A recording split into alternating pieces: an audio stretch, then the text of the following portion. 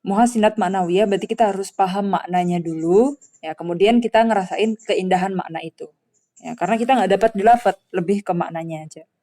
Pertama kita punya tauriyah. Nah sebelumnya Ana punya cerita di mukadimah dulu tentang tauriyah. Jadi tauriyah itu bayangannya kayak gini nih. Ketika itu ada eh, orang Quraisy yang sedang mengejar Nabi Muhammad. Kemudian Nabi Muhammad menunggangi unta. Nah, jadi gambarannya ada haudaj ya. Haudaj itu eh, kayak tempat duduk di atas unta yang tertutup. Jadi ada kotakan gitu ya. Kayak di atas kereta kan ada kotakannya itu. Jadi ada pintunya juga ditutup gitu, ada jendelanya ditutup tirai. Itu haudaj namanya kalau bahasa Arabnya. Jadi Rasulullah itu di dalam haudaj itu, kemudian di tengah padang pasir. Jadi haudaj dan untanya itu pasti ada supirnya kan, ada penunggangnya itu.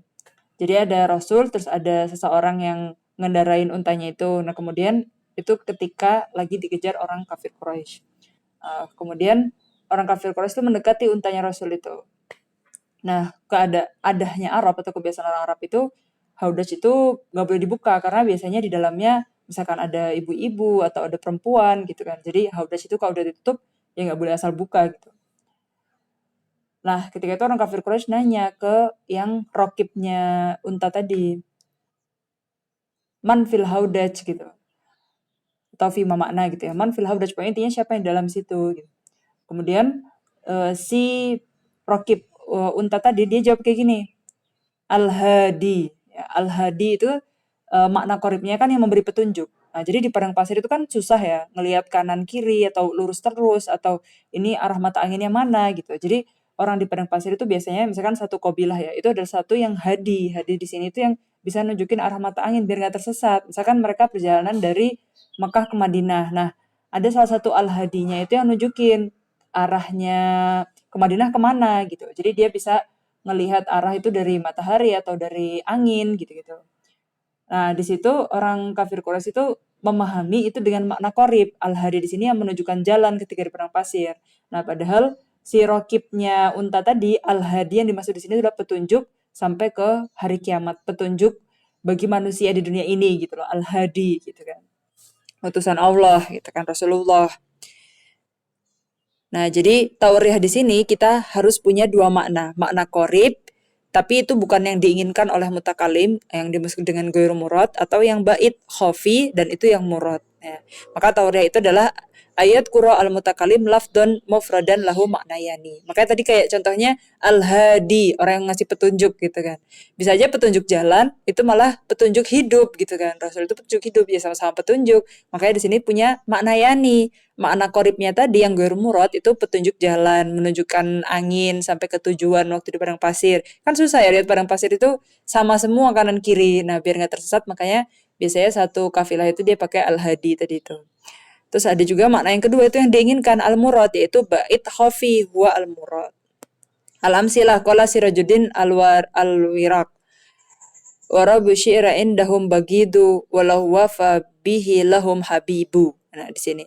Habibu di sini adalah lafadz yang ada tauriahnya. Berarti dia harus punya makna yani. Apa itu maknanya? Nah, al-makna al-qarib ad-dhahiril habib di sini al-mahbub ya. Kita tahu warabu syi'ra indahum bagidu walau wafa bihi lahum habibu. Habibu di sini lebih cocok jadi habib al-mahbub maksudnya.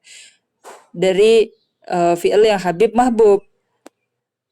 Al-makna bait al-khafi apa itu? Habib bin Aus, yaitu Abu Tamam. Abu Tamam itu nama aslinya Habib bin Aus. Jadi Habib di sini yang dimaksud dengan Abu Tamam, yang disebut Habib. Gitu. Wa qala Nusairuddin al-Hamami wa minal ajaib lafduha hurun wa maknaha rokik. Wa minal ajaib lafduha hurun wa maknaha rokikun. Nah, rokik di sini makna koribnya itu adalah abad al-mamluk, ya, budak rokik. Ya. Dan rokik makna bait di sini adalah al-latif as-sahal. Jadi maknanya di sini yang latif dan sahal, yang mudah ringan gitu maknanya, rokik gitu. Itu ya. Atau biasanya kita juga akan menemui contoh misalkan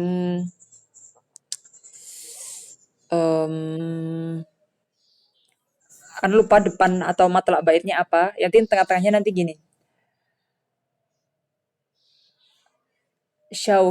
Syauki narun walau atun famabalu syaukil ana asbaha baridan. Nah, itu ceritanya Rita atau Bela Sungkawa dari seorang penyair Hafid Ibrahim itu ke Ahmad Syauqi. Nah, Ahmad Syauqi itu Amirul Syu'ara ya, Masri.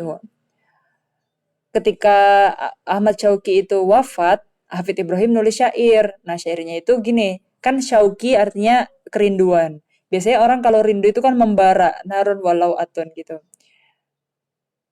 Walau walau atau wulu ya. Pokoknya intinya kerinduan itu dia membara gitu. Fama balu syaukil ana asbaha barida. Tapi kenapa syauki sekarang itu jadi barid gitu? Soalnya udah wafat kan. Nah, syauki di sini bisa aja artinya makna koribnya itu kerinduan. Kerinduan itu kan dulu membara. Nah, itu tapi syauki yang fama balu syaukil ana asbaha barida, syaukinya di sini itu Ahmad Syauqi. Ahmad Syauqi yang udah wafat kan mayit kan dingin kan. Nah, gitu. Jadi di sini ada tauriah.